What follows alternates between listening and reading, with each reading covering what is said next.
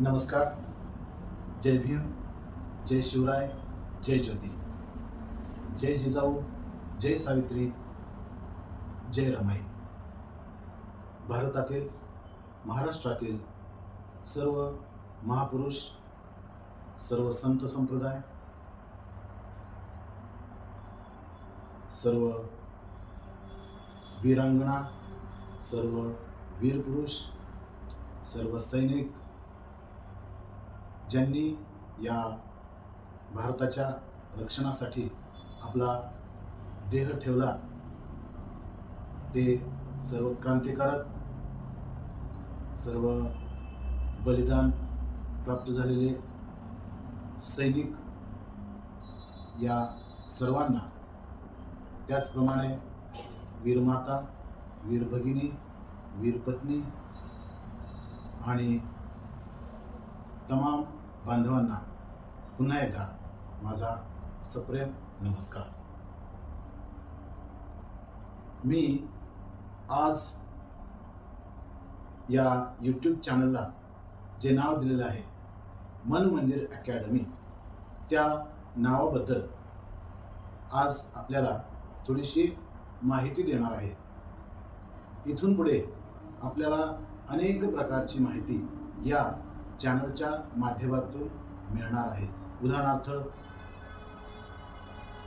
अभ्यासासंदर्भात माहिती, त्यामध्ये विद्यार्थ्यांनी अभ्यास कसा करावा, पालकांनी अभ्यास कसा घ्यावा, त्याचप्रमाणे काही संत साहित्य असेल, आध्यात्मिक साहित्य असेल, महापुरुषांची चरित्र असतील, त्याचप्रमाणे महापुरुषांच्या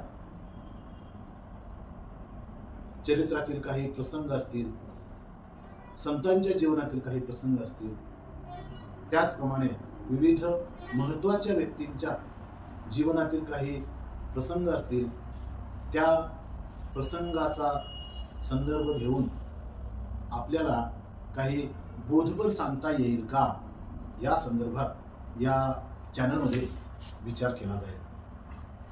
आणि मग माझ्या मनात असा विचार आला की हे जे नाव दिलेलं आहे त्याचा नेमका अर्थ काय. आपल्या सगळ्यांना ठाऊक आहे, मात्र मी माझं कर्तव्य समजतो की चॅनेलला जे नाव दिलेलं आहे त्याचा अर्थ काय.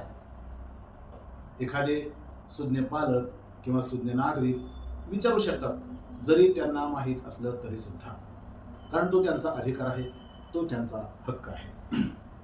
तर मन मंदिर या नावाचा अर्थ असा आहे की आपलं मन हेच मंदिर आहे. आपलं मन, आपण जिथं बघा मंदिरामध्ये शुद्धता आहे, स्वच्छता आहे, पावित्र्य आहे. ज्या ठिकाणी ईश्वर वास करतो त्या ठिकाणाला आपण मंदिर असं म्हणतो. आणि त्यामुळं आपल्या मनामध्ये, आता मनाचे अनेक प्रकार आहेत, हळूहळू आपण बघूया ते मनाचे प्रकार. मन कुठे कुठे धावतं हे सुद्धा आपल्याला बहिणाबाईंनी सांगितलेलं आहे, त्याचाही आपण अभ्यास करणार आहोत. म्हणून आता सध्या मात्र आपण जे मन आहे, मग ते अंतर्मन असेल, बाह्य मन असेल, दिव्य मन असेल, हे जे मन आहे त्या मनामध्ये जर आपण पावित्र्य राखलं, जर ईश्वर वास करतो ही भावना ठेवली, तर आपलं ते मंदिर कसं होईल, पवित्र होईल, मंदिरासारखं होईल. म्हणून मन मंदिर हे नाव देण्यामागे उद्देशच असा आहे की आपलं मन जर आपण स्वच्छ ठेवलं, साफ ठेवलं, तर आपल्याला जीवनामध्ये अनेक प्रकारचं यश येईल, अनेक प्रकारची प्रगती आपल्याला साधता येईल. आपल्या मनामध्ये समाधान, शांती, सुख, आनंद या सर्व गोष्टी मिळतील. म्हणून ईश्वराचं स्मरण जर मनात असेल तर आपण त्याला काय म्हणतो, मन मंदिर. म्हणून मन म्हणजे काय थोडक्यात, तर आपलं अंतःकरण आहे, आपला आत्मा आहे. आणि मंदिर म्हणजे काय, देवाचं घर, पवित्र स्थान. म्हणून आपलं मन हेच देवाचं घर आहे. या मंदिरात परमेश्वर वास करतो.